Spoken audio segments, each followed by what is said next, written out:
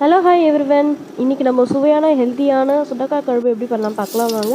3 spoon நல்லெண்ணெய் ஊற்றிக்கோங்க. கொஞ்சம் கடுகு, கொஞ்சம் சோம்பு, கொஞ்சம் வெந்தயம், 3 பல் பூண்டு கட் பண்ணி வச்சுட்டு எண்ணெயில் ஆட் பண்ணிக்கோங்க. 5லேருந்து 6 சின்ன வெங்காயம் ஆட் பண்ணிக்கோங்க. கறிவேப்பிலை போட்டுக்கோங்க. ஃப்ரெஷ் வாட்டரில் க்ளீன் பண்ணி வச்சுக்கிற 30 வெடி சுண்டைக்காயை ஆட் பண்ணிக்கோங்க. ஒரு டொமேட்டோ மிக்ஸி ஜாரில் அரைச்சிட்டு இதில் ஊற்றிக்கோங்க. கொஞ்சம் உப்பு, கொஞ்சம் மஞ்சள் தூள், 1 ஸ்பூன் வீட்டு மிளகாய்த்தூள், 2 டேபிள் ஸ்பூன் தனியாத்தூள் ஆட் பண்ணிக்கோங்க. ஒரு புளி கரைச்சி வச்சுக்கோங்க தண்ணியில். அந்த புளி தண்ணியில் ஆட் பண்ணிக்கோங்க. கொஞ்சம் நார்மல் வாட்டர் ஆட் பண்ணிக்கோங்க. குழம்பு நல்லா சுண்டி வரணும். எண்ணெய் மேலே பிரிஞ்சு வரணும்.